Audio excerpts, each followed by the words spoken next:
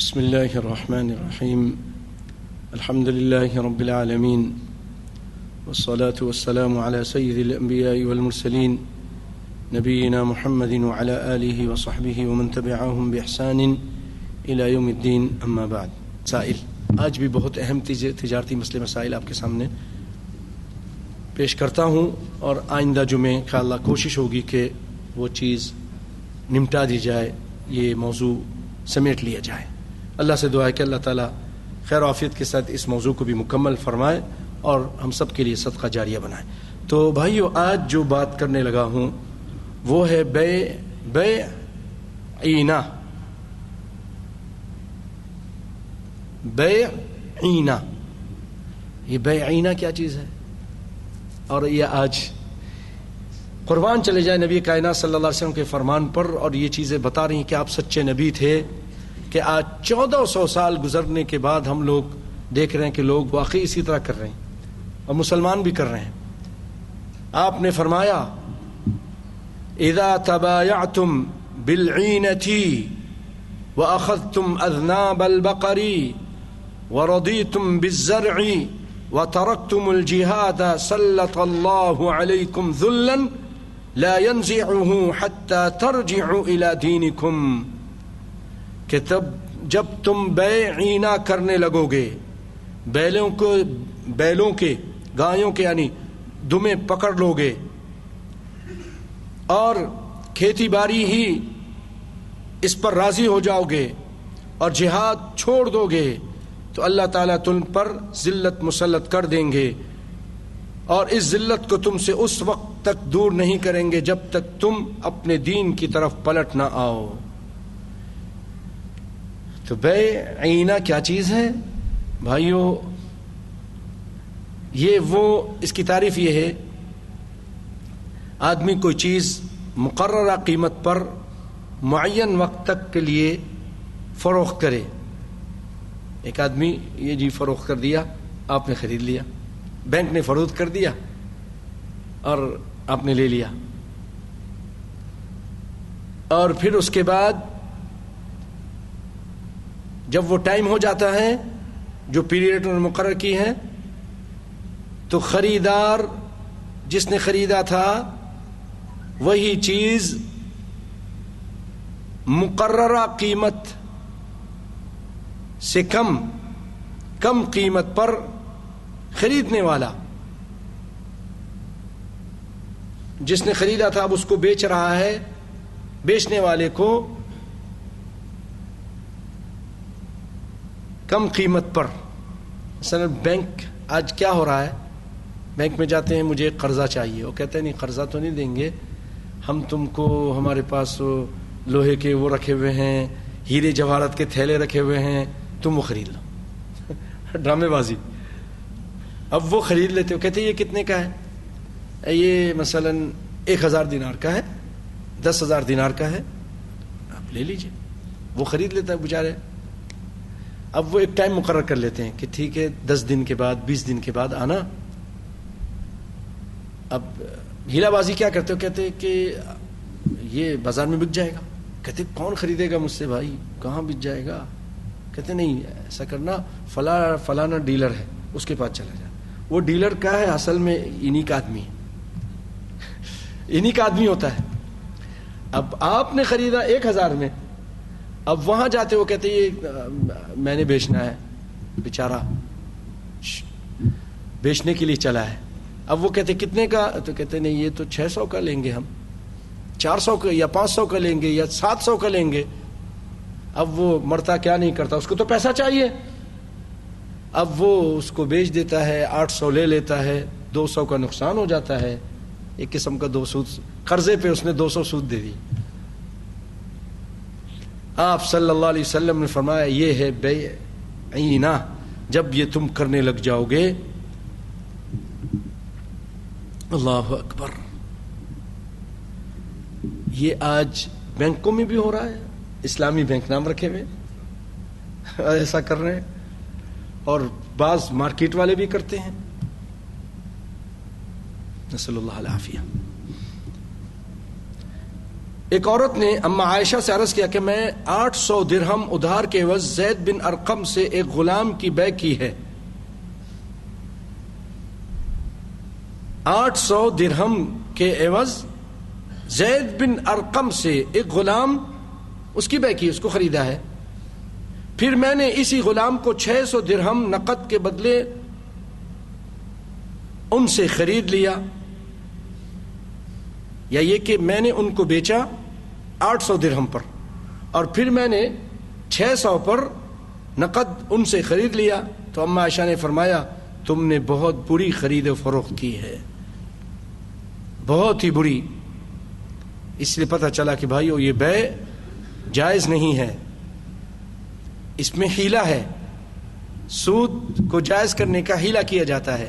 امام احمد، امام مالک، امام ابو حنیفہ رحمۃ اللہ علیہ مجمعین نے بھی اسی کو ترجیح دی ہے. امام ابن القیم رحمۃ اللہ علیہ نے دلائل سے ثابت کیا کہ بیع ناجائز ہے اور حرام ہے، حرام ہے. نسأل اللہ العافیہ. بھائیو کوئی بھی مشکل ہو آپ جائز طریقہ اختیار کیجئے اور اللہ سے مدد مانگیے. اللہ تعالیٰ ضرور مدد کرتے ہیں اپنے بندوں کے. ومن یتق اللہ یجعل لہ مخرجا. حرام سے بچیے. بینکوں میں اکاؤنٹ کھلوانا. اس سے پہلے ایک بات یہ سن لیجئے کہ کیا توبہ کے بعد سود کی بقیہ رقم وصول کی جا سکتی ہے؟ سود سے توبہ کر لینے کے بعد اگر کسی نے لوگوں سے سودی رقم وصول کرنی ہے تو وہ نہ لے. مثلا آپ نے ایک آدمی کو، ہوتا ہے کچھ سیٹ، کچھ آرتھی، کچھ اور لوگ بینک کی طرح کرتے ہیں، اکثر یہ مارکیٹوں میں ہوتا ہے. تم کو پیسہ قرض چاہیے؟ ہاں میں ضرورت ہے، تجارت کرنا چاہتا ہوں. کتنا چاہیے؟ 1000. ٹھیک ہے 1000 لے لو، مجھے بعد میں 6 مہینے کے بعد 1200 دے دینا. یہ عام ہوتا ہے مارکیٹوں میں، بازاروں میں. تو اب وہ لے کر کام کرتا ہے، بعد میں 1200 دیتا ہے. اب اس دوران اگر اللہ تعالیٰ اس پہ فضل و کرم کرے، اس کو دین کی سمجھ آ جائے کہ نہیں یہ تو سود ہے، یہ تو حرام ہے، اس دینے والے کو سمجھ آ جائے تو وہ کہے کہ بھائی یہ تم میرا 1000 واپس کرو، 200 مجھے نہیں چاہیے، یہ تو حرام ہے. اپنا پیسہ واپس لے لے. جیسے اللہ فرماتے ہیں وَإِن تُبْتُمْ فَلَكُمْ رُؤُوسُ أَمْوَالِكُمْ لَا تَظْلِمُونَ وَلَا تُظْلَمُونَ. اگر توبہ کر لو تو تمہارا اصلی مال تمہارا ہے، نہ تم ظلم کرو، نہ تم پر ظلم کیا جائے. بینکوں میں اکاؤنٹ کھلوانا کیسا ہے؟ بھائیو بینک میں اکاؤنٹ کھلوانا ناجائز ہے، کیونکہ اگر آپ سیونگ کھلاتے ہیں تو اس میں آپ کو سود ملتا ہے، اور اگر کرنٹ اکاؤنٹ کھلواتے ہیں تو اس میں آپ ان کے ساتھ تعاون کرتے ہیں سودی کام پر. اسی لیے سودی بینکوں پر اکاؤنٹ کھلوانا ناجائز ہے. تو اب آپ کہیں گے یار تم تو ہمیں بالکل 1000 سال پیچھے لے جا رہے ہو، اب ہم کیا کریں؟ بینک کے بغیر تو کام ہی نہیں ہوتے، تنخواہ بھی نہیں آتی گورنمنٹ سے بھی اور آفس سے بھی. ہاں اگر آپ مجبور ہیں تو پھر کرنٹ کھلوا لیں. اگر کرنٹ بھی نہیں کھلتا، بعض علاقوں میں نہیں کھولتے، وہ کہتے صرف جس کے پاس CR ہے وہی کھولے گا. پہلے کھول لیتے تھے بحرین میں، اب عام کرنٹ بھی نہیں کھولتے. پھر کیا کریں؟ پھر آپ مجبور ہیں، لا یکلف اللہ نفسا الا وسعها.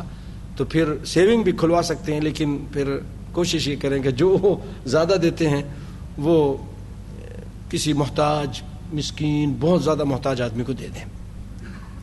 اس کے لیے جس کے لیے حرام بھی حلال اللہ تعالیٰ کر دیتے ہیں، ایسے لوگوں کو دیتے ہیں. ایسے لوگوں کو وہ جو آپ کو پروفٹ مل جائے وہ دیتے ہیں بغیر ثواب، جس نیت سے بھی، اس نیت سے کہ اللہ رب العالمین، اگر آپ نیکی کے کام کریں گے تو ثواب ہی تو ملے گا نا. اس پیسے پہ نہیں ملے گا، لیکن تقوی اختیار کرنے پہ تو ملے گا نا. یہ لوگوں نے بغیر ثواب کی نیت سے، آپ اپنی نیت اچھی رکھیں اور وہ پیسہ جو ہے نا کسی مسکین کو دے دیں. ورنہ بینک میں اکاؤنٹ کھلوانا، کیونکہ تعاونوا علی البر والتقوی ولا تعاونوا علی الاثم والعدوان، تو مجبوری کی صورت میں آپ کھلوا سکتے ہیں. یعنی کہ رکھ لیا. بہت سارے لوگ کرتے ہیں یہاں اپنے اداروں سے قرض لیتے ہیں, مثلا 5,000 دینار لے لیا. اب کوئی سے بھی ادارے ہیں, میں نام نہیں لیتا ہوں, اور ان کو واپس کرتے ہیں اپنی نوکری سے 6,000 8,000 7,000 کر کے واپس کرتے ہیں, اور وہ لے کر انڈیا لے جاتے ہیں یا پاکستان لے جاتے ہیں, وہاں بینک میں رکھ دیتے ہیں. کہتے ہیں کہ چاروں گھی میں ساروں گھی میں ادھر ادھر سے کما کے ادھر دے رہے ہیں, ادھر واپس کر رہے ہیں. لیکن یہ بھول گئے ہیں کہ یہ سود کا آپ نے سنا تھا کہ 1 درہم کون بتائے گا زنا سے 36 بار زنا سے زیادہ شدید ہے. اللہ تعالیٰ ہم سب کو معاف کرے اور ہمیں ہدایت دے اور ثابت قدم رکھے. بھائیو روکی سوکھی کھا لیں, حلال کھا لیں, سود سے بچیں. پھر یہی ہوتا ہے نا, برکتیں نہیں رہتی.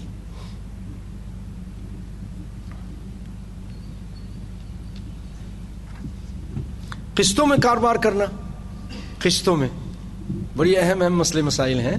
بھائیو جو میں آپ کے سامنے یہ کتنے دنوں سے کتاب پڑھ رہا ہوں نا, یہ اصل میں اللہ کے فضل و کرم سے ہمارے عالم اسلام کے اور خاص طور پہ پاکستان کے ایک بہت بڑے عالم ہیں مبشر رحمانی صاحب.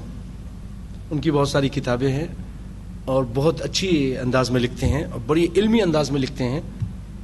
یہ ان کی کتاب تجارتی مسائل, ان سے یہ میں چیزیں بیان کر رہا ہوں. ماشاءاللہ شروع میں نے جب دیکھی یہ کتاب تو میں نے کہا کہ اتنی اہم نہیں ہے, لیکن جب پڑھتا گیا تو بہت اس کے اندر اہم باتیں ملی, اور جدید یعنی فتاوی کے ساتھ انہوں نے اس کا شیخ عبدالعزیز بن باز, شیخ عثیمین اور بڑے بڑے شیخ ناصر الدین البانی رحمۃ اللہ علیہ, ان کے فتاووں کو بھی سامنے رکھ کر باتیں کرتے رہے.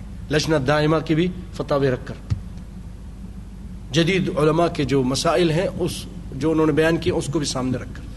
تو قسطوں پر کاروبار کرنا کیسا ہے؟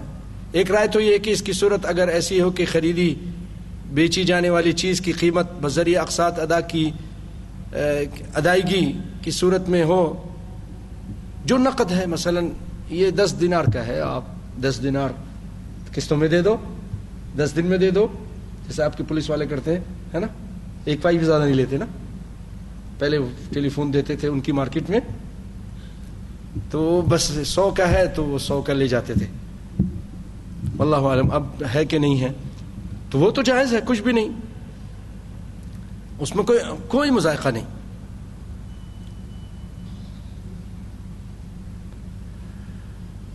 اگر نقد کم اور قسطوں میں قیمت زیادہ ہو تو یہ ناجائز ہے, جیسا کہ ایک روایت میں ہے نہا رسول اللہ صلی اللہ علیہ وسلم ان بیعتین فی بیعتن. آپ لوگ جلدی نہیں کیجیے گا یار, آپ لوگ یار تم نے تو ایک دم ہمارے انڈیا کی زبان میں پھٹ دینی سے تم نے جو ہے نا حرام ہی کر دیا. ارے اتنے نہیں, آگے میں آپ کو دوسری باتیں بھی سنا دوں گا. تو سنیے, ایک تو یہ کہ نبی صلی اللہ علیہ وسلم نے ایک بے میں 2 بے کرنے سے منع کیا ہے, ایک بے میں 2 کرنے سے منع کیا. سنن ابو داؤد کی روایت ہے من باع بیعتین فی بیعت فلہ اوکسہما او الربا, جس نے کسی ایک چیز کی 2 قیمتیں مقرر کی وہ یا تو کم قیمت لے یا پھر وہ سود ہے. 2 مقرر کی ہیں, اب تم کم لو نہیں, اگر نقد لوگے تو اتنے میں اور ادھار لوگے تو اتنے میں, ادھار لوگے تو 1500 اور نقد لوگے تو 1000. آپ فرماتے نہیں, کم والی قیمت لو یا پھر یہ سود ہے. واضح ہے. مزید بڑھا کہ ان حضرات کا کہنا کہ ادھار کی صورت میں جو قیمت میں اضافہ کیا جاتا ہے وہی سود ہے. یہ وہ لوگ ہیں جو قسطوں پر بے کو ناجائز قرار دیتے ہیں. علماء ان میں ناصر الدین البانی رحمۃ اللہ علیہ اسی طرف گئے. وہ کہتے ہیں کہ قسطوں پر البیع فی الاقساط والزیادہ هذه زیادة من الربا, یہ ربا ہے. من الشیخ البانی رحمہ اللہ تعالی وہ یہ کہتے ہیں. ٹھیک ہے,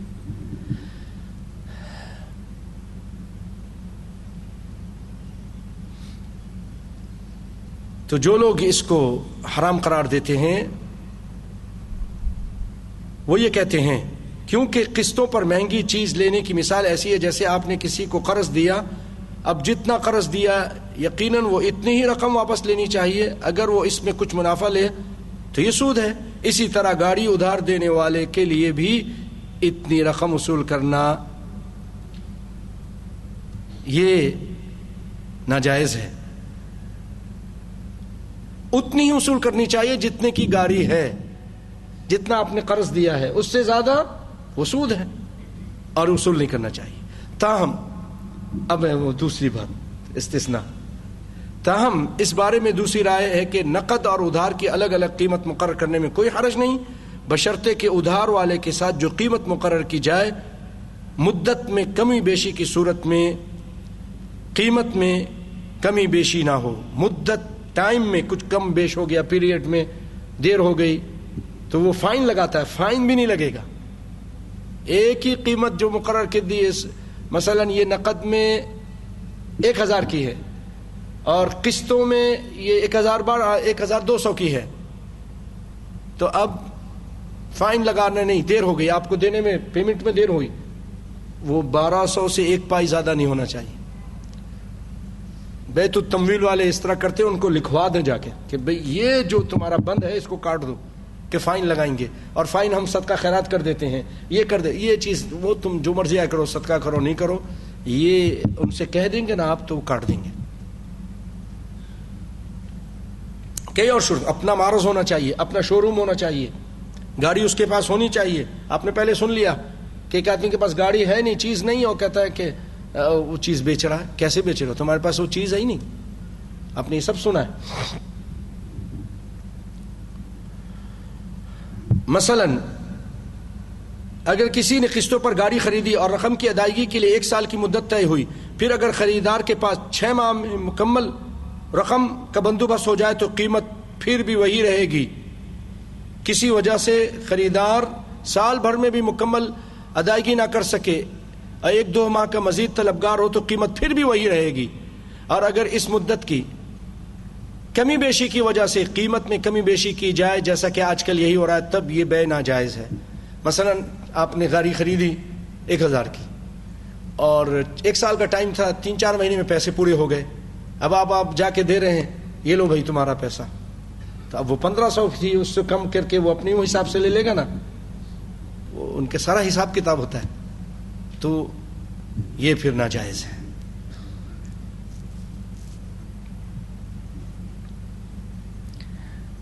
ہاں البتہ یہ کہ ادھار کی الگ قیمت، قسطوں کی الگ قیمت مقرر کر کے رکھ دیں اور ایک ثابت رکھیں۔ یہ جو علماء اجازت دے رہے ہیں وہ کہتے ہیں کہ قسطوں میں جو آپ بیچ رہے ہیں پھر اس کی قیمت الگ مقرر کریں اور وہ ثابت رہے، وہ کم و بیش نہیں ہوگی، پیریڈ آگے پیچھے ہونے کے باوجود بھی۔ ٹھیک ہے، ہم نے آپ کو 1500 میں اب بیچا ہے، ہمیں 1500 ہی ملیں گے چاہیے۔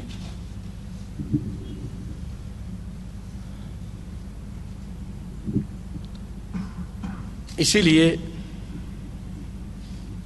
علامہ شنقیطی رحمۃ اللہ علیہ، شیخ ابن باز اور سعودیہ کی فتویٰ کمیٹی اور عبدالعزیز آل شیخ، شیخ صالح فوزان، عبداللہ بن غدیان، عبدالرزاق عفیفی اور شیخ ابن باز رحمۃ اللہ، ان کا بیٹا بھی عالم ہے ماشاءاللہ، شیخ حسام، شیخ ابن عثیمین، مولانا تقی عثمانی وغیرہ اہل علم نے بھی متعدد دلائل کے پیش نظر یہی رائے اختیار کی ہے کہ قسطوں کی صورت میں قیمت زیادہ لینا جائز ہے، نہ تو یہ سود ہے نہ ہی بے کی کوئی ناجائز صورت ہے، لیکن شرط یہ ہے کہ ایک ہی قیمت مقرر ہو۔ بات سمجھ گئے نا؟ پہلے اب ڈر گئے ہوں گے بہت، یار یہ تو، لیکن اس کی بھی کچھ دلائل صحابہ کرام سے ملتے ہیں، اس وجہ سے یہ جائز ہے، لیکن کئی شروط ہیں، ان کو مکمل کرنا پڑے گا کہ وہ فائن بھی نہیں لیں گے، چیز ان کے پاس ہوگی، ایک قیمت مقرر ہو جائے پھر وہ کم بیش نہیں ہوگی، یعنی کہ آپ کا ٹائم دیر ہو جائے تو وہ زیادہ کر دیں۔ ایک نیا مسئلہ سنیے، کار لیزنگ۔ کار لیزنگ یہ ہے کہ بینک کار کے خواہش مند کو بذریعہ اقساط قیمت کی ادائیگی کی سہولت دیتا ہے۔ کمپنی والے اس سے بات کر لیتے ہیں، بینک کہتا ٹھیک ہے میں دوں گا، نقد کے مقابلے میں زیادہ ہوتا ہے، پھر مکمل قیمت کی ادائیگی تک اسے ہر ماہ مقررہ قسط اس سے وصول کرتا رہتا ہے۔ اگر شرعی نقطہ نظر سے دیکھا جائے تو مروجہ کار لیزنگ میں بہت ساری قباحتیں پائی جاتی ہیں۔ نمبر 1، اگر کوئی شخص مقررہ مدت میں ادائیگی نہ کر سکے تو اس پر بطور جرمانہ مزید رقم یعنی مزید پیسہ ڈال دیا جاتا ہے، اور علماء کی اکثریت کہتی ہے کہ یہ سود ہے۔ نمبر 2، لیز پر مہیا کی جانے والی ہر گاڑی کی انشورنس یا تکافل کرائی جاتی ہے، اور انشورنس یا تکافل سود اور جوئے کا مرکب ہونے کی وجہ سے حرام ہے، جیسا کہ اس کی مزید وضاحت آپ انشاءاللہ آئندہ سنیں گے بیمہ میں اور انشورنس کے بارے میں۔ آج اکثر اسلامی بینک بھی گاڑی آپ کو نہیں دیں گے جب تک اس کی انشورنس نہیں کرائیں گے، اور انشورنس یہ ایک جوا ہے اور ایک سود ہے۔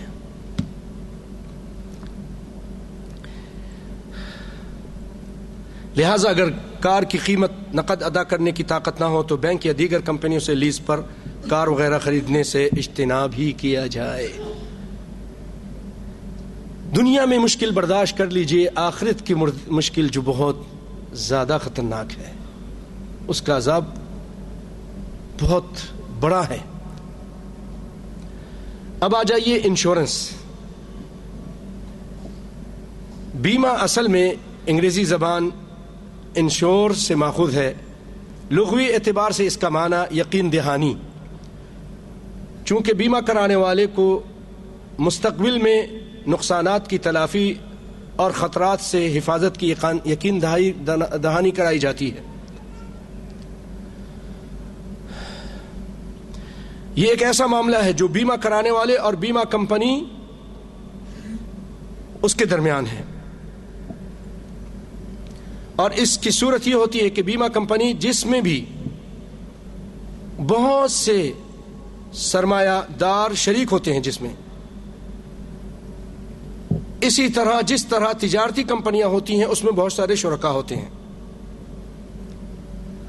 اور کمپنی کا مقصد، وہ جو کمپنی بناتے ہیں بیمہ کمپنی، ان کا اصل مقصد پیسہ جمع کرنا ہوتا ہے،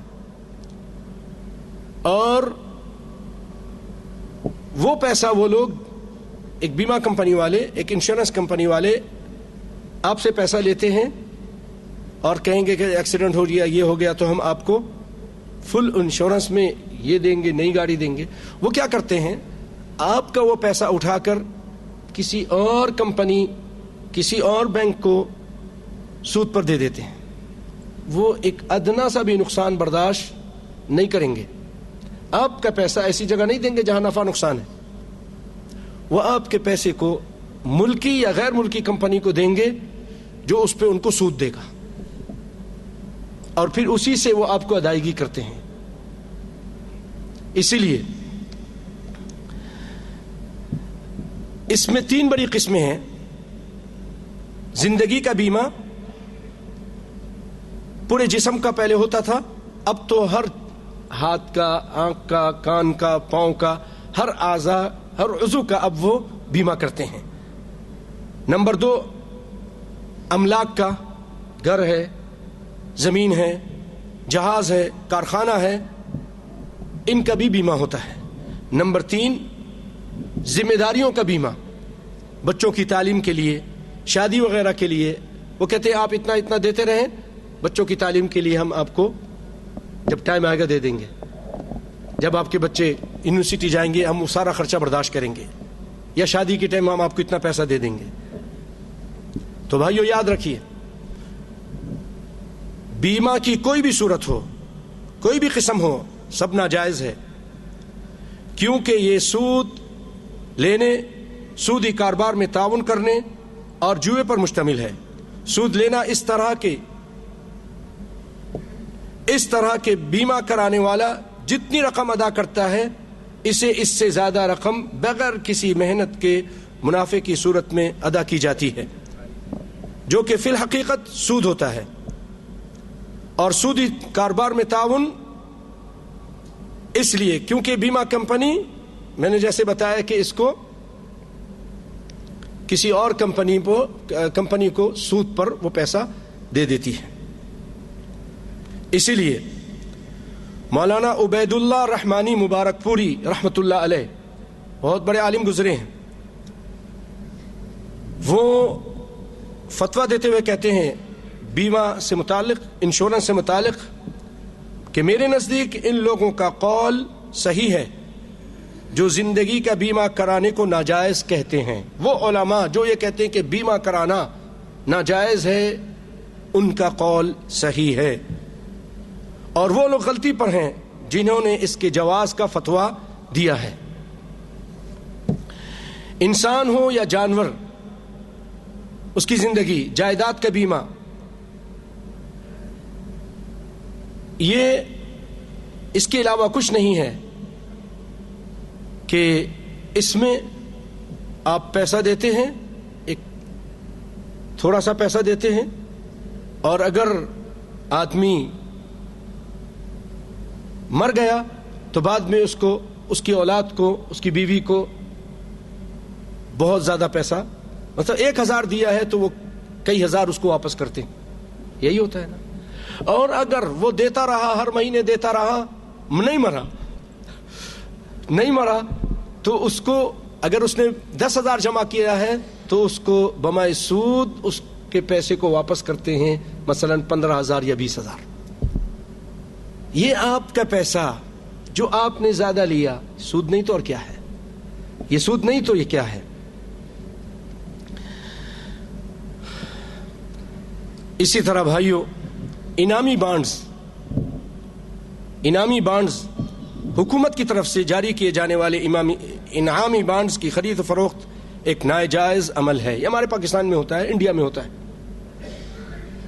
کیونکہ یہ بھی سود اور جوئے کا مرکب ہے.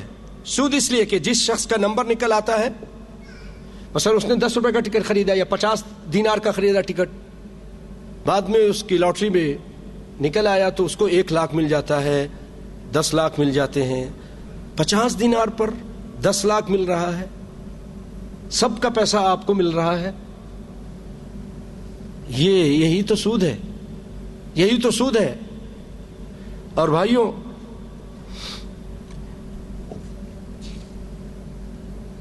اسی طرح کرنسی نوٹ ہیں. اکثر ہوتا ہے ہمارے ملکوں میں عید کے دنوں پر وہ لے کے بیٹھ جاتے نئے نوٹ، اور مثلا 100 آپ سے لینا چاہتا ہے، 100 کی گڈی لینا چاہتا ہے تو آپ کو کتنا دے گا؟ 110 پرانے نوٹ دے گا، یا 120 کچھ زیادہ دے گا، یا 102 روپے یا 101، اور آپ سے نئی گڈی لے گا بالکل 100 کی. یہ جو 1 روپیہ یا 2 روپیہ یا 10 روپے زیادہ دے رہے ہیں، یہی سود ہے. بہت لوگ اس کا کاروبار کرتے ہیں، بینک سے لے آتے ہیں اور پھر روڈوں پہ بیٹھ کر بیچتے ہیں. ہاں البتہ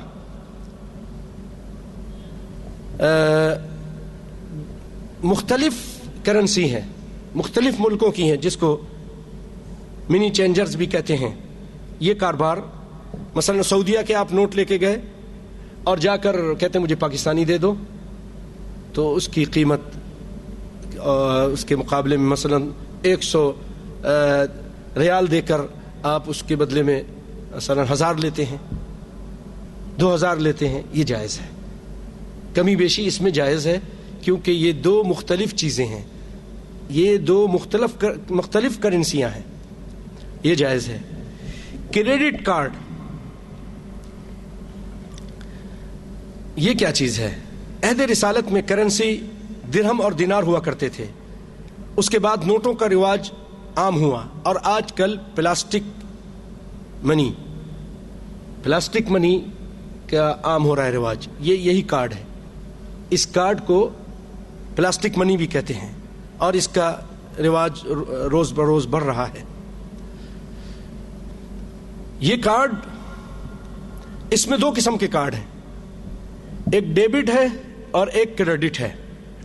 ڈیبٹ کارڈ تو اپنے بینک سے، مثلا آپ کے پاس ہے، اے ٹی ایم سے آپ جا کے نکالتے ہیں، چیز خریدتے ہیں، اپنے ہی جو آپ کا پیسہ ہے وہ اس میں سے ادا ہو جاتا ہے.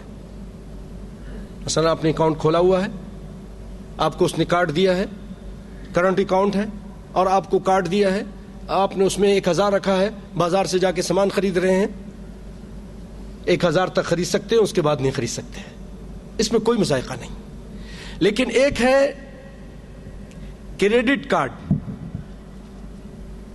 وہ کیا ہے کہ بینک آپ سے معاہدہ کرتا ہے، ٹھیک ہے ہمارا یہ کارڈ لے جائیے، آپ اس کو یوز کیجئے جہاں چاہیں، دنیا کے کسی کونے میں، کسی بینک میں، کسی ہوٹل میں، کسی شاپنگ مال میں، آپ کو جتنا چاہیے، مثلا ایک لمٹ مقرر کر دیتے ہیں اس کے پیسے کے حساب سے، اس کی ضمانت کے حساب سے، کہ آپ 1000 تک کا سامان خرید سکتے ہیں، 100 تک کا خرید سکتے ہیں دینار، 200 تک کا، اس کے زیادہ نہیں، اور آپ نے 1 مہینے کے اندر ادا کر دینا ہے۔ 1 مہینے تک کے اندر ادا کر دیں گے تو آپ پر کوئی سود نہیں ہے، ٹھیک ہے، آپ سائن کر دیتے ہیں۔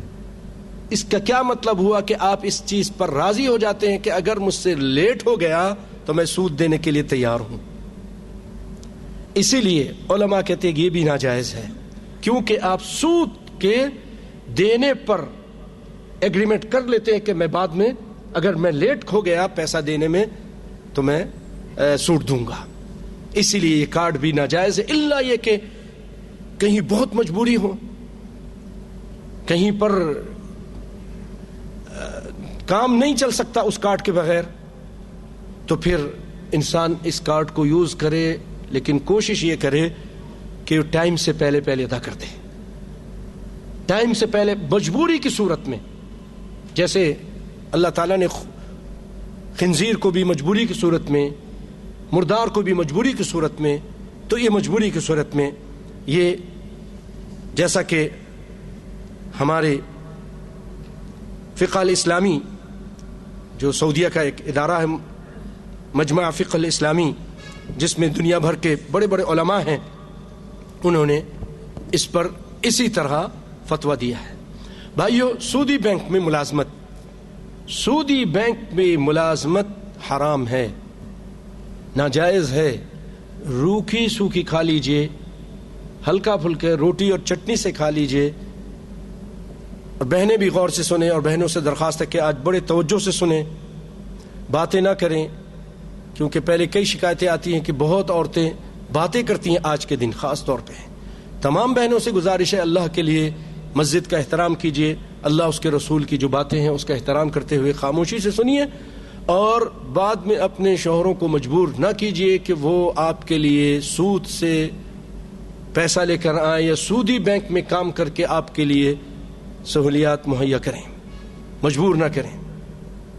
پہلے زمانے کی عورتیں ایسی ہوتی تھیں، وہ کہتی تھیں کہ آپ جا رہے ہیں کمانے کے لیے، حلال کمائیے گا، حرام نہیں کمائیے گا، کیونکہ حرام اگر کمائیں گے تو جس کا عذاب ہم برداشت نہیں کر سکیں گے، ہمیں حلال کھلائیے گا، ہم بھوکے رہ لیں گے لیکن حرام نہیں کھائیں گے، ایسے بنیے۔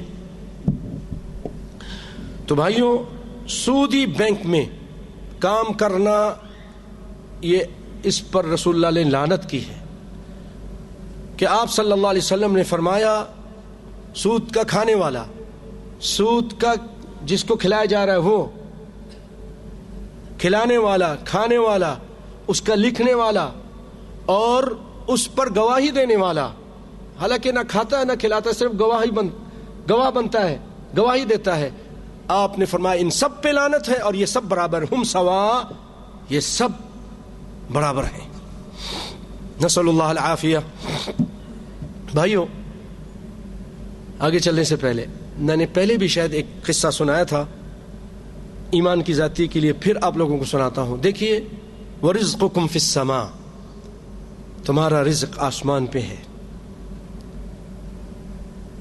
اور میرا اور آپ کا رزق اللہ رب العالمین نے اس وقت لکھ دیا جب آپ رحم مادر میں تھے، فرشتے کو بھیج دیا، اس کا رزق لکھ دو، رزقہ وَأَجَلُهُ،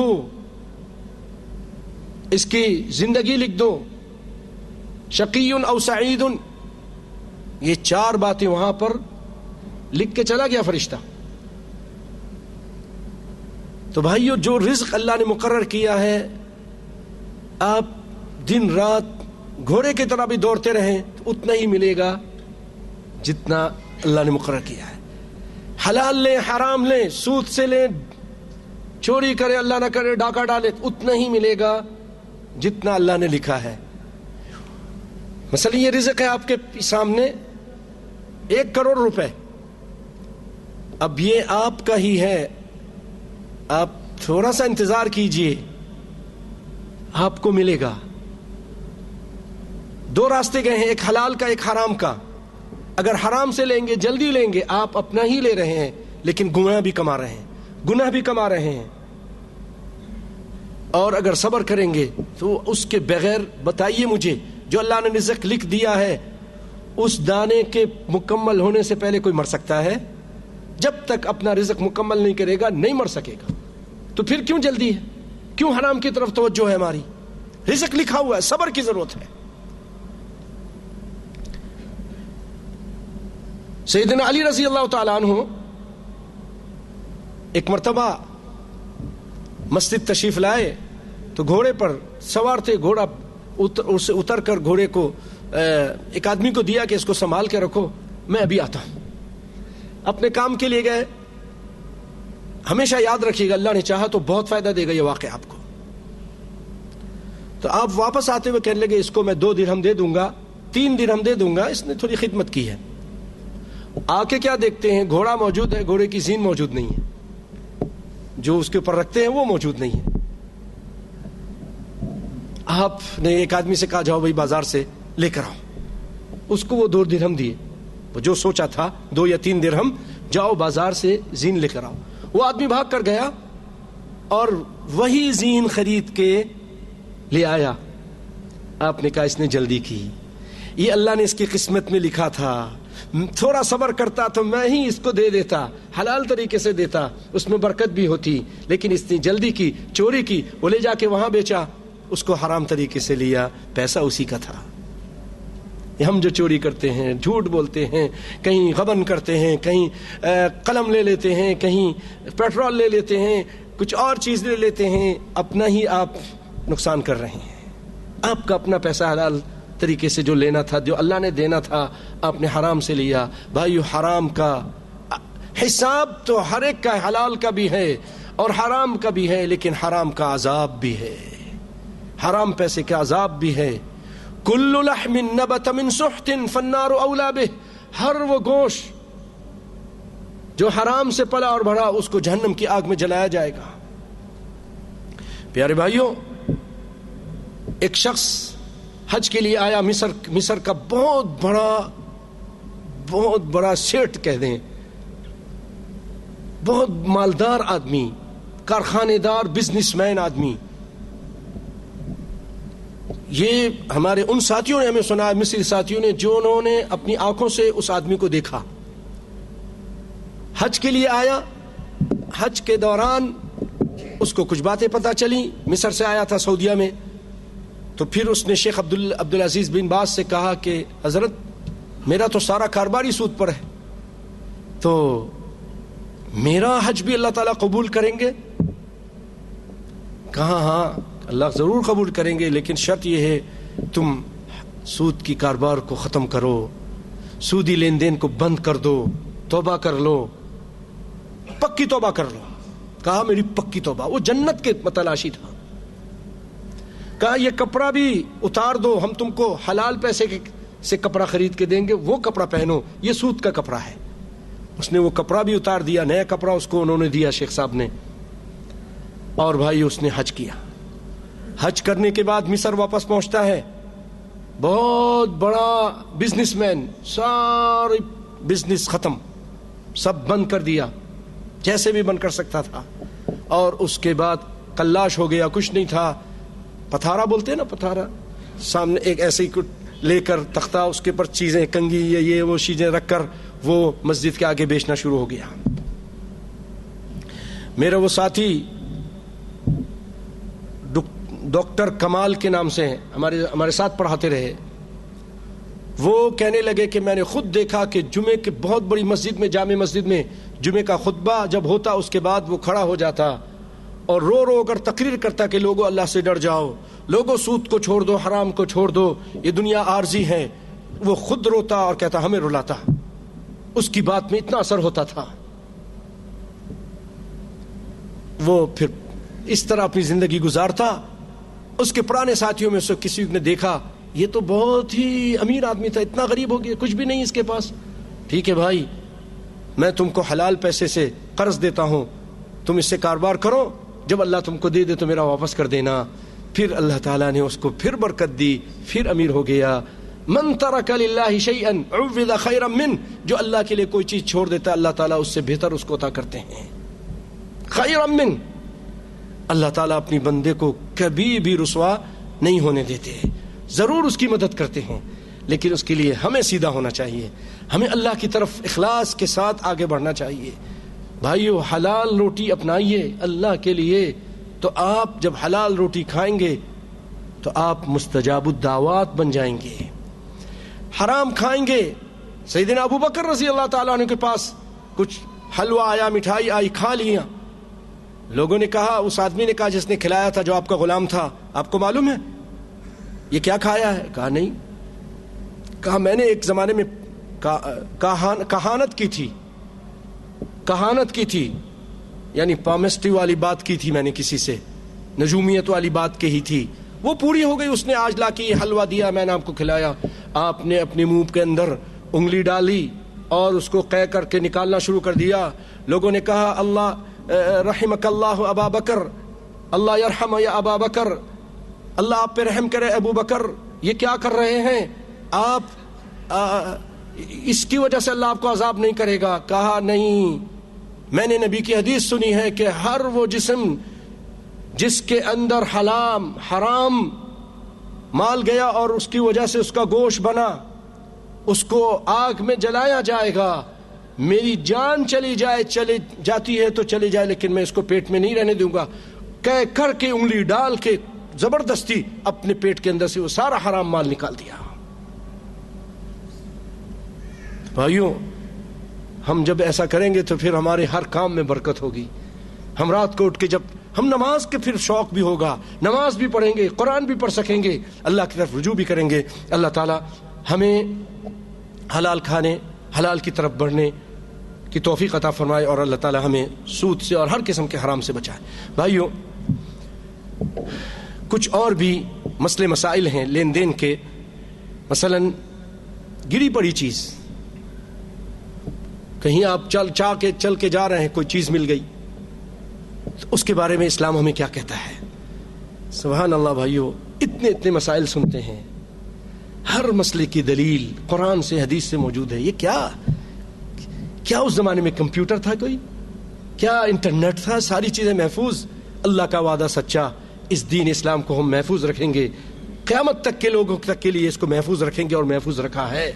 ایک چیز آپ دیکھیں, دیگر مذاہب میں چند اصول ہیں, 5-6 اصول بس, اور خاموش, ہر معاملے میں خاموشی ہے. ہمارے اسلام کے اندر تو باتھ روم جائیں تو کس طرح جائیں گے وہ بھی طریقہ موجود ہے کہ نہیں ہے. گری پڑی چیز کے بارے میں دیکھیں, تعلیمات موجود ہیں. اسلام ہمیں کیا سکھاتا ہے؟ راستے میں اگر کوئی گری پڑی چیز آپ کو مل جائے تو آپ اس کا اعلان کیجئے, اور جب مالک مل جائے تو اس کو دے دیجئے.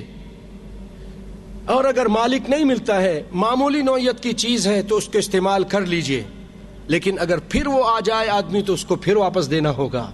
معمولی نوعیت کی ہے, آدمی نہیں ملا, آپ نے کھا لیا, بعد میں آدمی آیا تو آپ اس کو واپس کریں.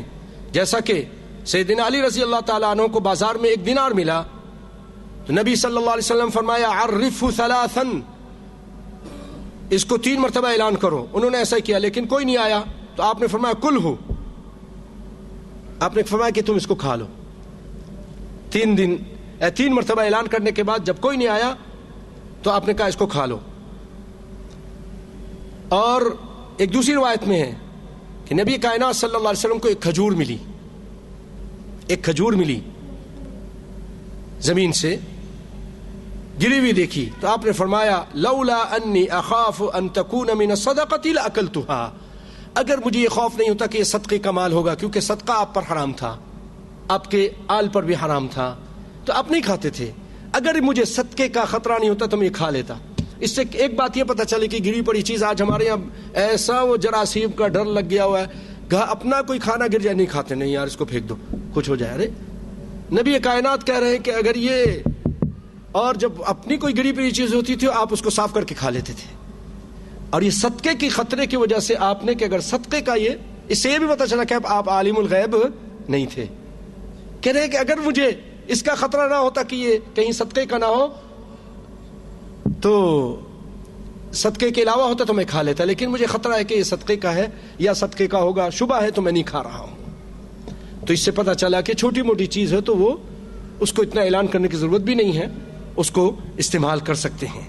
اگر قیمتی چیز ہو تو پھر سال بھر، قیمتی چیز ہو تو 1 سال تک لوگوں کے مجمع میں، مثلا مساجد کے باہر، بازار وغیرہ میں اس کا اعلان کریں، یا وہ لگا دیں، یا پولیس کو بتا دیں، جو بھی طریقہ ہے اعلان کرنے کا آپ کر سکتے ہیں. آج تو فیس بک ہے اور پتہ نہیں اللہ بلا کیا کیا چیزیں ہیں، اس میں ڈال دیں کہ یہ چیز ہے، اس کی نشانی آپ لوگ بتا کے آ کے مجھ سے لے سکتے ہیں.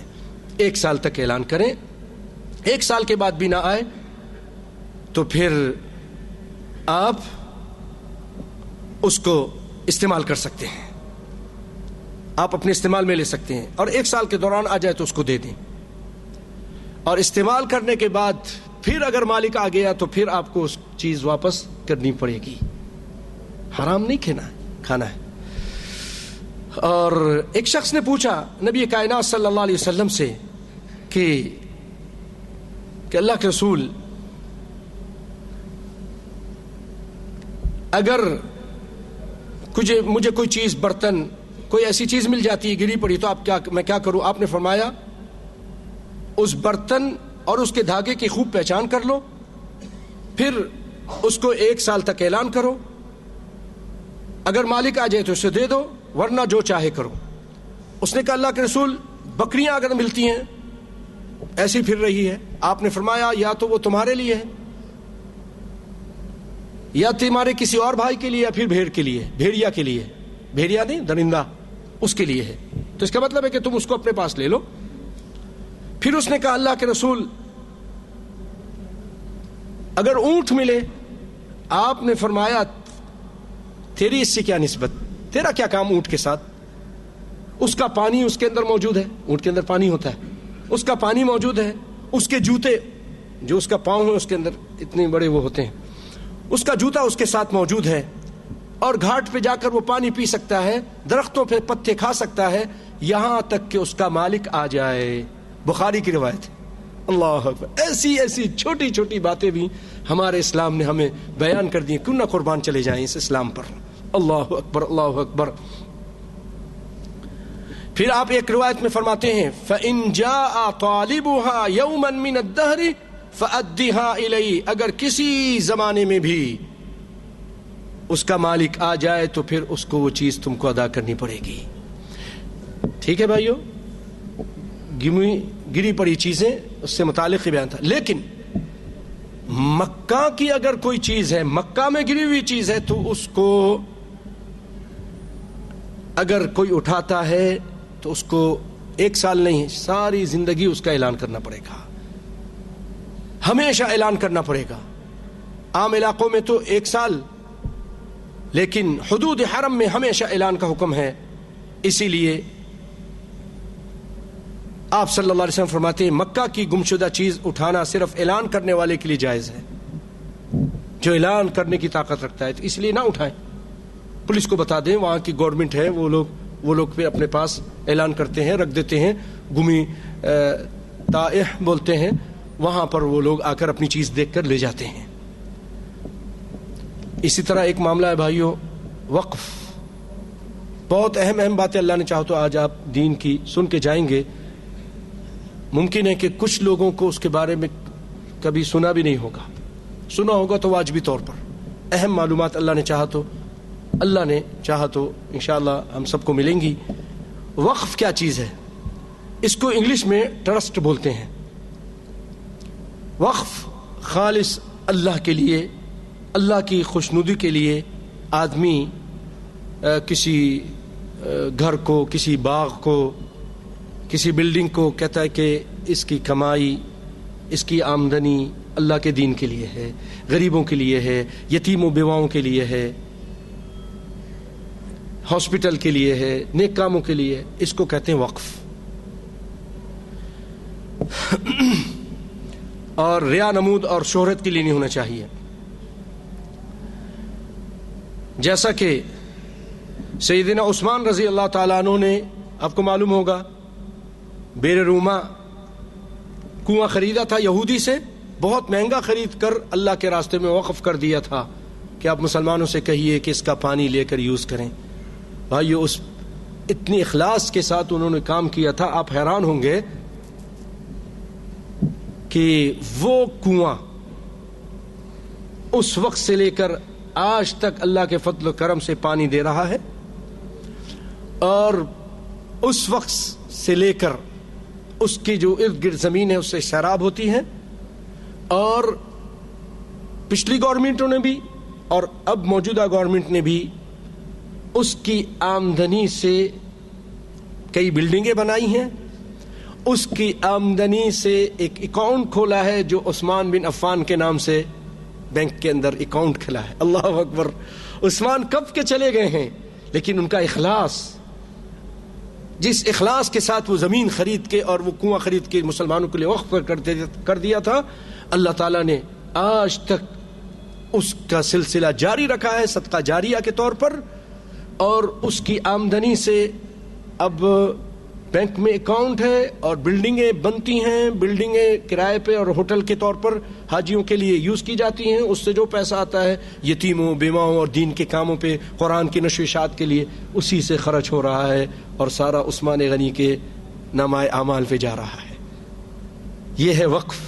یہ ہے وقف.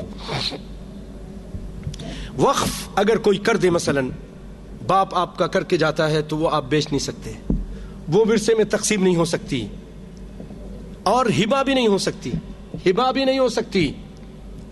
سیدنا عمر رضی اللہ تعالیٰ عنہ نے رسول اللہ صلی اللہ علیہ وسلم سے، یہ ہمارا اسلام، ایک ایک چیز کا بیان موجود ہے. سیدنا عمر رضی اللہ تعالیٰ عنہ نے مشورہ کیا کہ اللہ کے رسول، میں زمین کو وقف کرنا چاہتا ہوں، اس شرط پہ نہ تو اس کی اصل کو فروخت کیا جائے گا، نہ اس کا کوئی وارث ہوگا، نہ ہی اسے ہبہ کیا جائے گا. انہوں نے وہ زمین فقیروں، قرابت داروں، غلاموں کو آزاد کرانے، جہاد فی سبیل اللہ، مسافروں اور مہمانوں کے لیے وقف کر دی، رسول اللہ سے پوچھ کر. یہ بھی بخاری کی روایت ہے. ہاں، وقف، جو وقف آپ کے ابو نے، آپ نے کوئی چیز وقف کی ہے، آپ اس کے نگران ہیں، تو جائز طریقے سے اس میں سے کھا سکتے ہیں، اپنے دوست احباب کو بھی کھلا سکتے ہیں، جائز طریقے سے، ناجائز طریقے سے نہیں، قدر حاجت.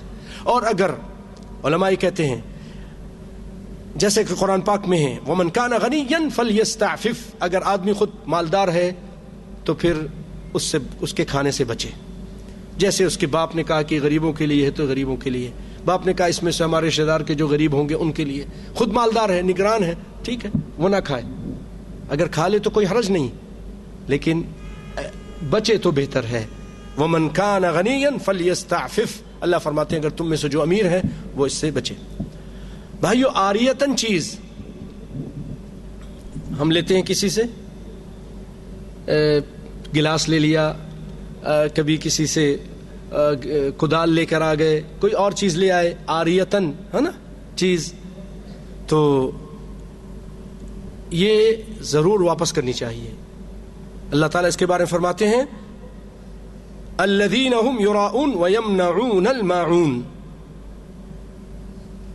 کہ کوئی آدمی کسی سے مانگنے جاتا ہے تو اس کو دیتا نہیں ہے. اس سے ان لوگوں کے لیے جو نماز میں سستی کرتے، ان لوگوں کے لیے، اور جو نماز میں دکھلاوا کرتے ان کے لیے ویل ہے، ویل ہے.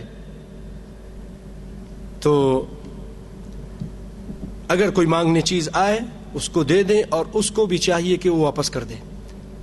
وہ فاطمہ مخزومیہ کا قصہ تو آپ نے سنا ہوگا. ایک عورت تھی نبی کائنات کے زمانے میں، مخزوم قبیلے کی تھی، جس سے خالد بن ولید ہیں رضی اللہ تعالیٰ عنہ، بڑی یعنی اعلیٰ عرفہ قبیلہ تھا. اس عورت کا کام کیا تھا؟ لوگوں سے عاریتاً چیزیں لیتی تھی، واپس نہیں کرتی تھی. عاریتاً چیزیں لیتی تھی واپس نہیں کرتے. نبی صلی اللہ علیہ وسلم تک بات پہنچی, آپ نے کہا اس کا ہاتھ کٹے گا, اس کو چور شمار کیا, اس کو چوری شمار کیا آپ صلی اللہ علیہ وسلم نے. تو سیدنا اسامہ نے شفاعت کی تھی, آپ کو معلوم ہوگا کہ اللہ کے رسول بڑی قبیلے کی ہے, آپ کوئی ترمیم کیجئے, کوئی نرمی کیجئے. تو آپ صلی اللہ علیہ وسلم اس اسامہ بن زید جو آپ کے بڑے پیارے تھے, پیارے باپ کے پیارے بیٹے تھے, باپ سے بھی آپ پیار کرتے تھے. سیدنا عائشہ ان کے باپ کے بارے میں فرماتی ہیں کہ اگر وہ زندہ ہوتے جعفر کے ساتھ شہید ہوئے تھے, عبداللہ بن رواحہ کے ساتھ شہید ہوئے تھے, بعد میں خالد بن ولید جس مارکے میں یہ زید وہاں شہید ہوئے تھے. رسول اللہ خبر دے رہے تھے اور رو رہے تھے. تو زید رضی اللہ تعالیٰ عنہ کے بیٹے اسامہ جب انہوں نے یہ بات کہی تو آپ اتنے غصے میں آگے, آپ نے فرمایا تشفع فی حد من حدود اللہ, اے زید تم اللہ کی حدوں میں سے ایک حد پہ شفاعت کرتے ہو. پچھلی قومیں اسی لیے ہلاک کر دی گئی تھیں کہ جب ان میں کوئی چھوٹا آدمی جرم کرتا تھا اس کو سزا دیتے تھے, بڑا جرم کرتا تھا, شریف جرم کرتا تھا اس کو چھوڑ دیتے تھے.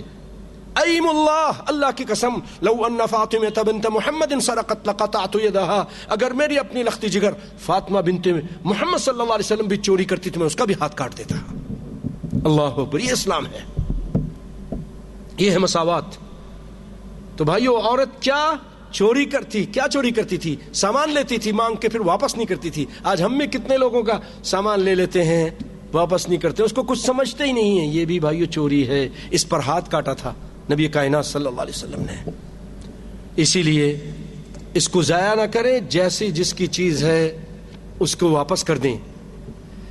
کائنات کے امام صلی اللہ علیہ وسلم جب جنگ حنین کے لیے جا رہے تھے, فتح مکہ ہو گیا تھا, تو صفوان بن امیہ یہ بڑے مالدار آدمی تھے اور اسلحے کا کاروبار کرتے تھے, لیکن ابھی تک مسلمان نہیں ہوئے تھے.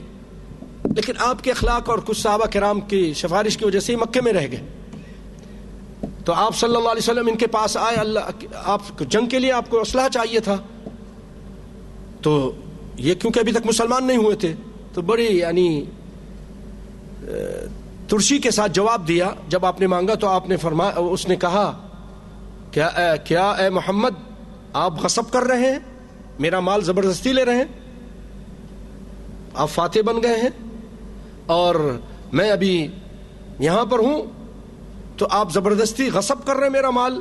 آپ نے فرمایا نہیں, بل عاریۃ مضمومۃ, میں تو اس کو عاریتاً لے رہا ہوں جس کی ضمانت دی گئی ہے, ضمانت کے طور پہ, بطور ضمانت میں تم کو ضمانت بھی دوں گا اور عاریتاً لے رہا ہوں. اللہ اکبر. اس سے پتہ چلا کہ عاریتاً چیز لی جا سکتی ہے لیکن پھر اس کو واپس بھی کرنا چاہیے, جیسے رسول اللہ نے فرمایا میں ضمانت دیتا ہوں. بھائیو, اسی طرح ایک مسئلہ ہے لین دین میں امانت. آپ کے پاس کوئی آدمی چیز رکھ کے جاتا ہے, کوئی سامان, کوئی پیسہ, تو اس کو اسی طرح ادا کر دینی چاہیے. قرآن میں اللہ نے فرمایا فَلْيُؤَدِّ الَّذِي اؤْتُمِنَ أَمَانَتَهُ وَلْيَتَّقِ اللَّهَ رَبَّهُ, جس کے پاس امانت رکھی گئی ہے اسے چاہیے کہ اس کو ادا کر دے اور اللہ سے ڈرتا رہے. ایک حدیث میں آپ صلی اللہ علیہ وسلم فرماتے لا ایمان لمن لا امانت له, اس آدمی کا ایمان ہی نہیں, یعنی ایمان سے خالی ہے جس کے پاس امانت داری نہیں, جس کے پاس امانت داری نہیں. اور اسلام ہمیں یہ بھی تعلیم دیتا ہے اد الامانۃ الی من ائتمنک, جو تمہارے پاس امانت رکھے اس کی امانت اس کو واپس کر دو. یہ تو بات ٹھیک ہے نا, لیکن آگے ایک اور عجیب بات کرتا ہے جس کی وجہ سے اسلام کو بہت زیادہ سلوٹ مارنے کا دل کرتا ہے. بڑا پیارا مذہب. فرمایا ولا تخن من خانک, جو تیرے ساتھ خیانت کرے آپ اس کے ساتھ خیانت مت کیجیے. ارے نہیں, میرا جو کفیل ہے اور میرا جو سیٹ ہے اور میری جو کمپنی ہے وہ ہمارے ساتھ بڑا ظلم کر رہی ہے تو میں جو ہے نا اپنا حصہ لے لیتا ہوں, وہ بوریوں میں بھر کے لے آتا ہوں گھر. ہے جائز ہے؟ نہیں جائز ہے, جائز نہیں ہے. آپ فرماتے ہیں کہ جو تمہارے ساتھ خیانت کرے تم اس کے ساتھ خیانت مت کرو، اپنا حق ادا کرتے رہو، اور اپنا اس کا حق ادا کرتے رہو، اپنا حق اللہ سے مانگو، اللہ سے مانگو۔ اللہ اکبر۔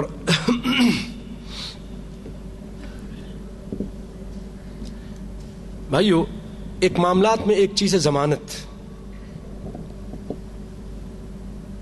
میں کسی سے پیسہ مانگنے جا رہا ہوں، قرض مانگنے، وہ کہتا ہے کوئی ضمانت ہے؟ فلاں آدمی کہتا ہے ٹھیک ہے میں ضمانت دیتا ہوں۔ اس کا مطلب کیا ہوتا ہے کہ اگر یہ نہیں ادا کرے گا تو میں ادا کروں گا، اگر یہ شخص نہیں ادا کر سکے گا تو میں ادا کروں گا، یہ بھاگ جائے گا تو میں ادا کروں گا۔ اس کو کہتے ضمانت۔ سنیے اس کے بارے میں، لین دین میں اس کی ضرورت پڑتی ہے۔ قرض لینے والا کسی کو اپنا ضمانتی بناتا ہے، اور وہ ضمانتی یہ ذمہ داری اٹھاتا ہے کہ اگر مقررہ وقت پہ نہیں ادا کیا تو میں اس کا ذمہ دار ہوں۔ ادھار لینے والا اگر نیک ہو اور دینے والے کو اس کا علم نہ ہو تو ایسی صورت میں اس کے ضمانت بننا یقیناً نیکی کا کام ہے۔ جیسا کہ ایک روایت میں ہے، ایک آدمی نے کسی کو 10 دینار دینے تھے اور قرض خواہ سختی کر رہا تھا، سختی سے مطالبہ کر رہا تھا، دو ابھی دو 10 دینار، اور 10 دینار بہت ہوتے۔ تو اس نے کہا میں بعد میں دوں گا۔ اس نے کہا ضمانت لے کر آؤ۔ تو نبی صلی اللہ علیہ وسلم نے ضمانت دی، نبی صلی اللہ علیہ وسلم خود ضمانت دی کہ تم اس کو ٹائم دے دو، یہ میں ضمانت دیتا ہوں، اور پھر اس نے ٹائم پر پیسہ واپس کر دیا۔ اگر ادھار لینے والا بھاگ جائے تو ضمانت دینے والا اس کے ذمہ دار ہے۔ آپ نے فرمایا الزعیم غارم، ضمانت ضامن تاوان ادا کرے گا۔ ایک قسم کا چٹی ہے، تاوان ہے۔ آپ نے ضمانت لی تھی، یا تو شروع میں نہیں لیتے، لیکن اب ضمانت لی ہے، وہ شخص بھاگ گیا ہے، اب آپ ادا کریں۔ اللہ اکبر۔ دوسروں کے مال اور حقوق کا اسلام کتنا خیال رکھتا ہے۔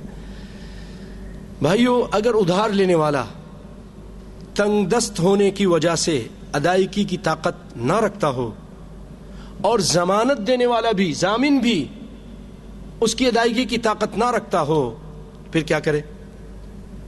طاقت رکھتا ہے تو ضمانت دینے والے کو چاہے ادا کرے۔ تو اس کا کیا حل ہے؟ اسلام نے اس کا بھی حل بتایا ہے۔ دیکھیے، اسلام کے اندر بھیک مانگنا منع، لیکن چند صورتیں اس میں بھیک، امیر آدمی بھی بھیک مانگ سکتا ہے۔ مثلا کوئی مسافر ہے، سفر پہ گیا، بہت امیر ہے اپنے علاقے میں، لیکن اب یہاں پر وہ سفر میں ہے، نہیں ہے اس کے پاس، بھیک مانگ سکتا ہے اپنی حاجت کے لیے، اس حاجت کو پوری کرنے کے لیے۔ ان میں سے ایک یہ بھی ہے جس نے کسی کی ضمانت اٹھائی، رجل تحمل حمالة فحلت له المسألة حتى يصيبها ثم يمسك، جس نے کسی کی ضمانت اٹھائی تو اب ادا نہیں ہو رہا ہے، تو وہ لوگوں سے سوال کر سکتا ہے، اس کے لیے سوال کرنا جائز ہے۔ اور کس کے لیے؟ بھیک مانگنا بہت بری عادت ہے۔ بھیک مانگنے کی وجہ سے قیامت کے دن اس کے چہرے پہ گوشت نہیں ہوگا۔ آپ نے فرمایا تمہاری مرضی، اب تم اپنے چہرے کا گوشت کم کرو یا زیادہ کرو۔ لوگوں نے اپنے ہیبٹ بنائی ہوئی ہے، مشغلہ بنایا ہوا ہے، ذرا ذرا بات میں مانگنا شروع کر دیتے ہیں۔ اللہ سے مانگیے۔ آپ نے فرمایا وہ جس کو فاقہ پہنچے، کوئی آفت پہنچ جائے، کوئی آفت پہنچ جائے، وہ مانگ سکتا ہے۔ اس کے سامان ختم ہو گیا، امیر آدمی تھا، تباہ ہو گیا، سیلاب آ گیا، تباہ ہو گیا ہر چیز، تو وہ مانگ سکتا ہے۔ اور وہ آدمی مانگ سکتا ہے جس کو فاقہ پہنچ گیا، اس کے قبیلے کے لوگ گواہی دے کہ واقعی یہ فاقے میں مبتلا ہے، پھر اس کے لیے مانگنا جائز ہے، ورنہ آپ نے فرمایا اس کے علاوہ مانگنا حرام ہے۔ تو ضمانت دینے والا مانگ بھی سکتا ہے، کب تک؟ جب تک وہ پیسہ پورا ہو جائے۔ بھائیو، اب آ جائیے اسلامی بینکنگ۔ اسلام بینکنگ، آج کل دنیا بھر میں اسلامی بینکنگ یا بلا سود بینکاری کا نام بڑا ہم سن رہے ہیں، دینی حلقوں میں اس کے بحث بھی جاری ہیں۔ کہ شرعی طور پر یہ جائز ہے کہ ناجائز ہے؟ بھائیو، اس پر ہم بحث کریں گے، لیکن اس کی تھوڑی تاریخ سنتے ہیں۔ اسلامی بینکنگ، اس کا مختصر تعارف۔ آج کل مغرب اور دنیا میں اکثر بیشتر سرمایہ دارانہ نظام نافذ ہے جو سود پر مبنی ہے۔ کیپٹل تو یہ سود پر مبنی ہے۔ جب مغرب میں صنعتی انقلاب آیا تو جس کے بعد تجارتی سرگرمیاں بڑھیں تو لوگ اپنا پیسہ رکھنے کے لیے، اس کی حفاظت کے لیے، ایک جگہ سے دوسری جگہ منتقل کرنے کے لیے ان کو بینک کی ضرورت ہوئی۔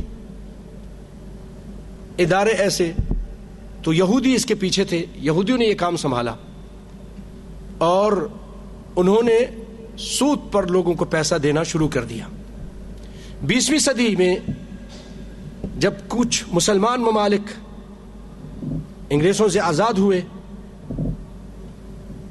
کیونکہ ایک عرصے سے ان کے ساتھ تھے یہ لوگ، اب جب آزاد ہوئے تو ان کو بھی بینکوں کی ضرورت پڑی، لیکن انہوں نے سوچا کہ کیوں نہ اس کو سود سے پاک کیا جائے، ایسا نظام نافذ کیا جائے جو سود سے پاک ہو۔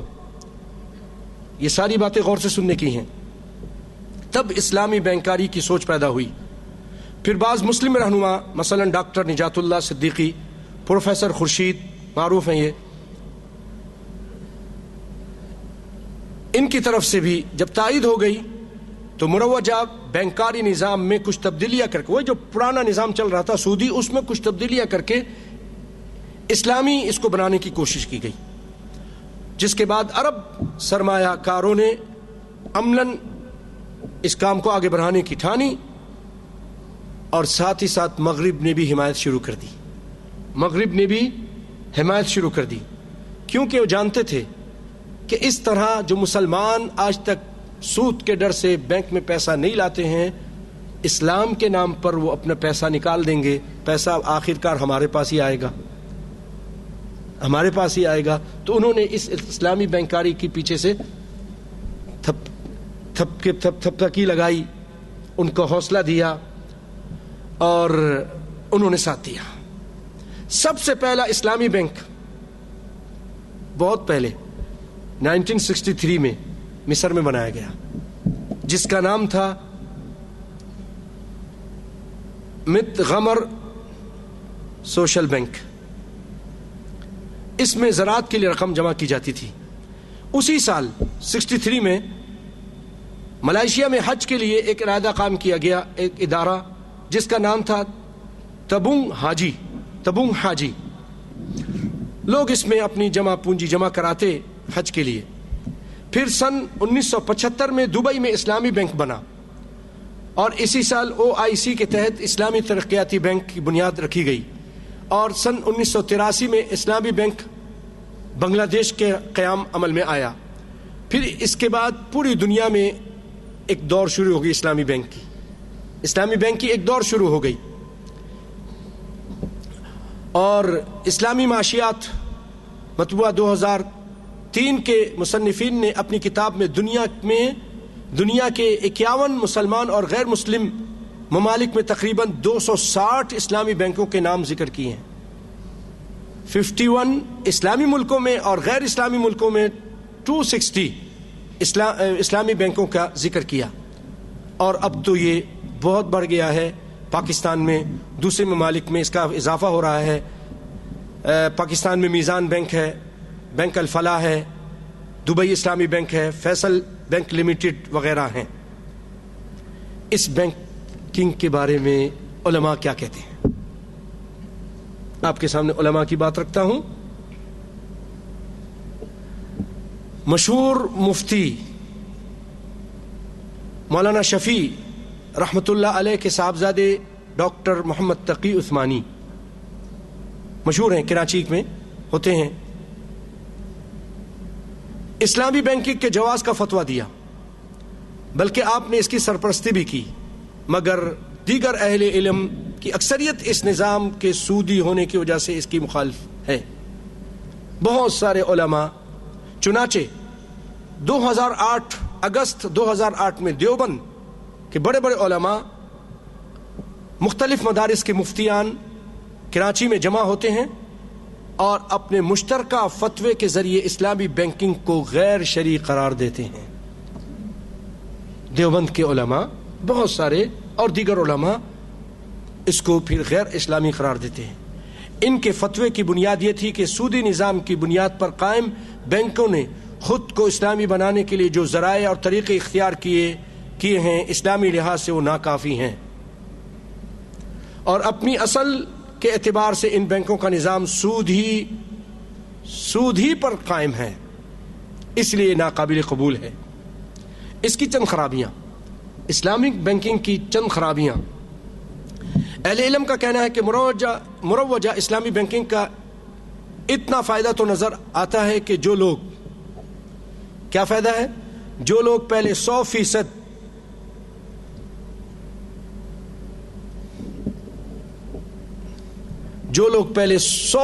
سود میں ملوث تھے، وہ اپنی مالی معاملات سودی بینکوں کو چھوڑ کر اسلامی بینکوں میں لے آئے ہیں۔ ٹھیک ہے، اور 100% کی بجائے اب ان کا 40% سود ہو گیا۔ پہلے 100% تھا، اب 40% سود پر ہو گیا۔ لیکن دوسری طرف اس کا بڑا نقصان یہ ہوا، فائدہ یہ ہوا کہ جو مکمل سود پر تھے اب وہ سود ان کا 40% ہو گیا، یعنی سود کم ہو گیا ان کا۔ نقصان کیا ہوا کہ جو لوگ بالکل سود سے بچے ہوئے تھے، نیکس والے لوگ بالکل بینک کی طرف جانے کو پسند نہیں کرتے تھے، وہ اسلامی بینک کے نام سے متاثر ہو کر بینک میں اپنا پیسہ رکھوا کر اور اس کی جو بھی ہو رہا ہے، لیز پہ گھر دے رہے ہیں، گاڑیاں دے رہے ہیں، اس سے فائدہ لے رہے ہیں، تو وہ 40% جو پہلے 100% سود سے بچے ہوئے تھے 40% سود کھانے لگ گئے۔ یہ نقصان ہو گیا، بات سمجھے؟ 40% اب وہ سود کھانے لگ گئے۔ دیکھیے، ایک خرابی یہ کہ کسی چیز کی قیمت یا کرایہ طے کرنے کے لیے سودی بینک نے آپس میں لین دین کے لیے جو شرح سود مقرر کیا ہے، وہی اسلامی بینک نے بھی وہی شرح مقرر کی ہے، بلکہ اور زیادہ ٹف ہے ان کا، اسلام کے نام پر۔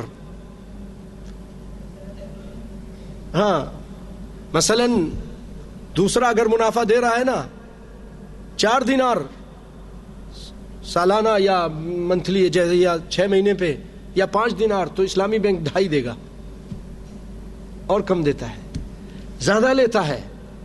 مثلا نام کے یہ جو ہے، آپ کار لینے گئے ہیں تو دوسرے جو غیر اسلامی بینک ہیں وہ کہیں گے ٹھیک ہے آپ 2.5% اس میں زیادہ دے دو، لیکن اسلامی بینک ہے نا، اس کے پاس جائیں گے وہ کہیں گے نہیں 5% زیادہ لیں گے۔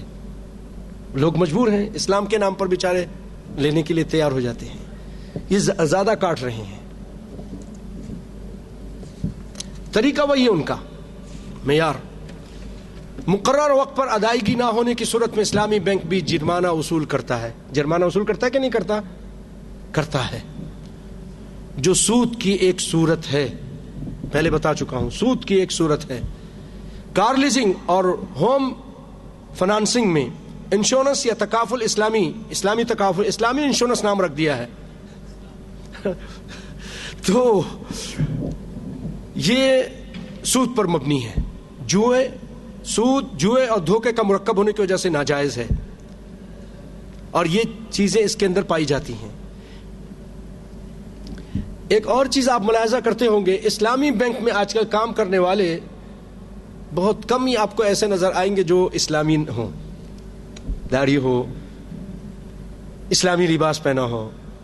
آپ دیکھیں تو وہ بھی ایک چارٹر جو ہے نا، ایک جو بینک ہے، یا BISB جو بینک ہے، یا سودی بینک ہے بڑا سا، جس طرح کا وہاں کام کرنے والا اپ ٹو ڈیٹ، اسلامی بینک کے کام کرنے والا بھی اپ ٹو ڈیٹ نظر آئے گا۔ شیخ صاحب کہتے ہیں کہ جو آدمی ان کے کام کرنے والے اپنے اس وجود پہ اسلام کو نافذ نہیں کرتے ہیں، وہ اسلامی مالی نظام میں کیسے اسلام کو نافذ کریں گے؟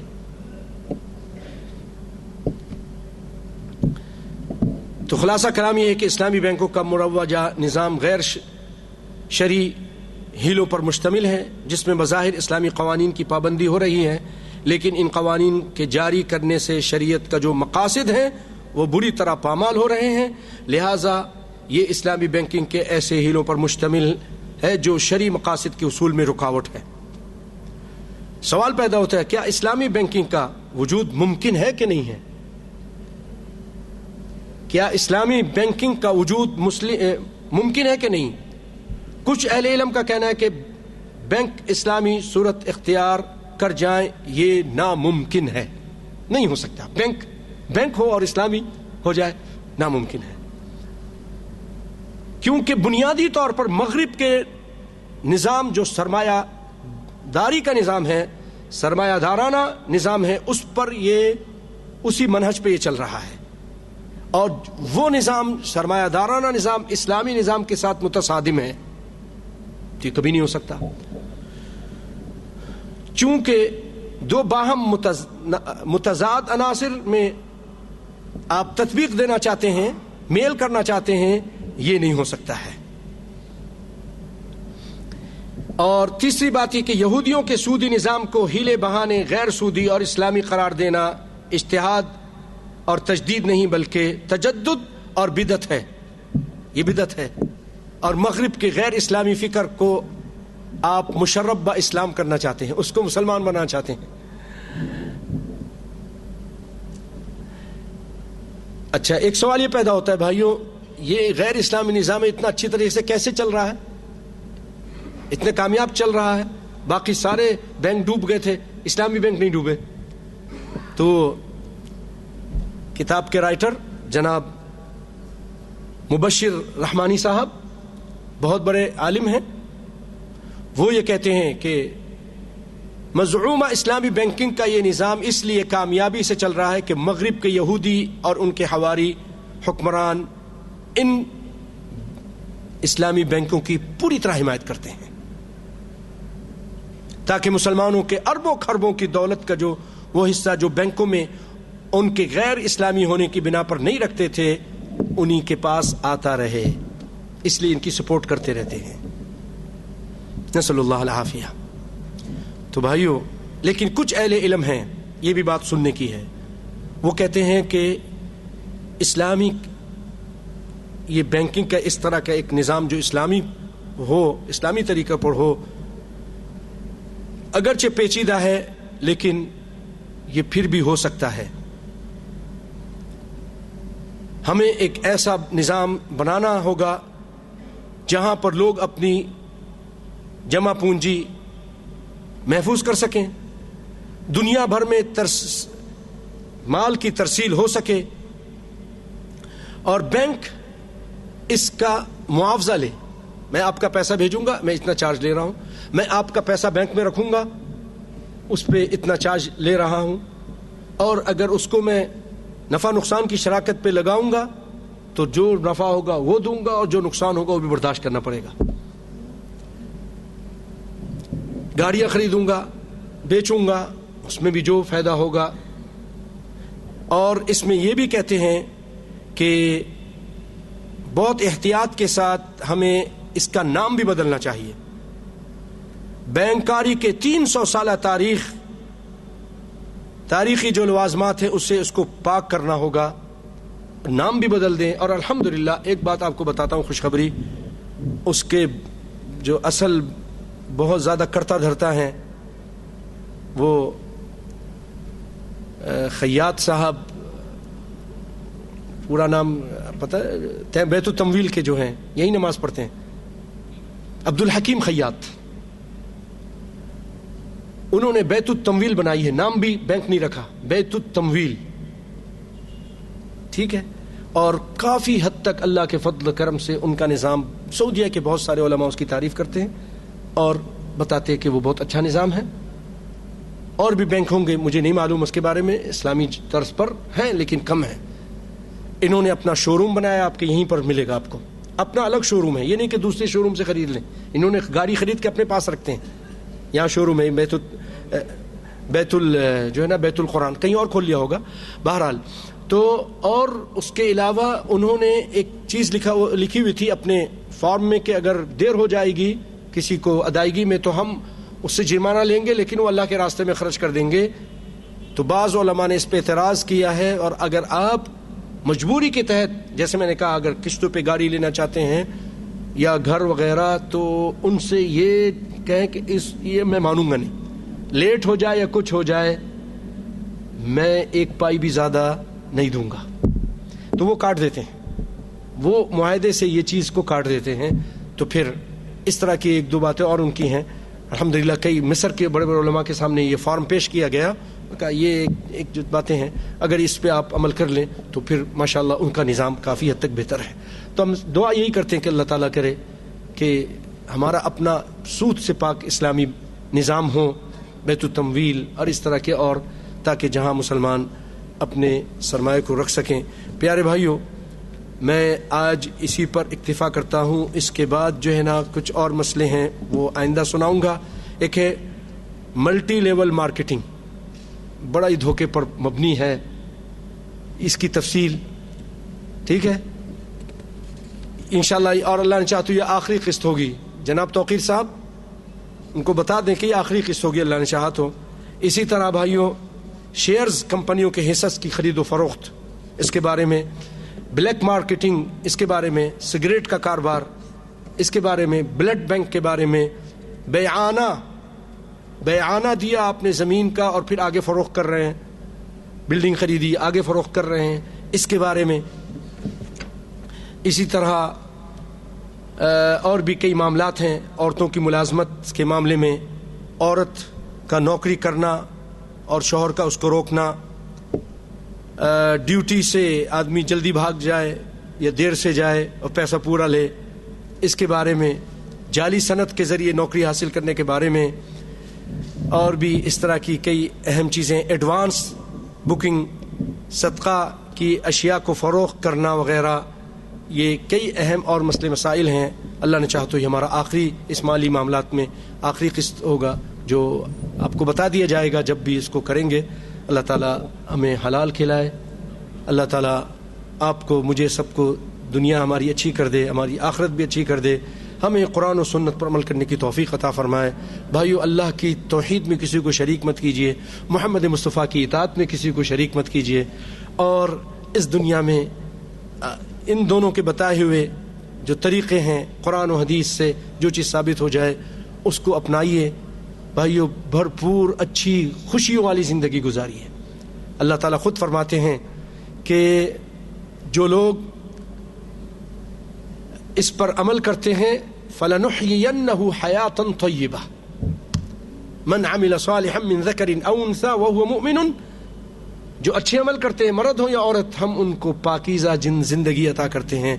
علماء کہتے ہیں اس سے مراد آخرت کی بھی زندگی، دنیا کی بھی ہے. بعض لوگ کہتے ہیں دنیا میں بھی اللہ تعالیٰ پرسکون، پاکیزہ، پرامن، خوشیوں سے بھرپور. بھائی آپ یہ سمجھے کہ آپ کے پاس بہت بڑی کار ہو اور بہت بڑا پیسہ ہو، بینک بیلنس ہو اور بہت بڑی بلڈنگ ہو تو خوشیوں سے بھرپور نہیں. بڑے اداس ہیں، جا کے دیکھیے بہت اداس ہیں، ہر وقت اداس رہتے ہیں. اتنا پیسہ ہے لیکن خوشی نہیں. خوشی کب ہے؟ حلال طریقے سے جو پیسہ اللہ دے گا، زیادہ ہو یا تھوڑا، حلال زندگی، اسلامی زندگی، محمد مصطفیٰ کی اطاعت والی زندگی میں اللہ نے چاہا تو خوشیاں ہی خوشیاں ہیں. فقیر ہوں گے تب بھی خوشی، امیر ہوں گے تب بھی اطمینان اور خوشی. اللہ تعالیٰ ہمیں دنیا اور آخرت میں خوشیاں نصیب فرمائے. بارک اللہ فیکم و جزاکم اللہ خیر.